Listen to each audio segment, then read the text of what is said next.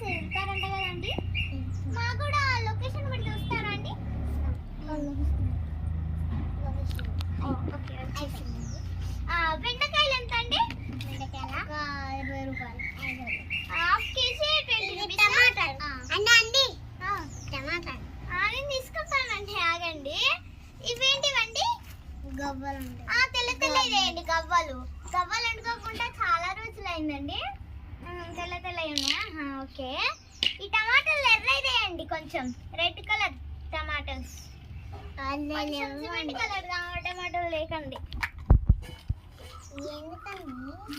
ఎందుకండి అంటే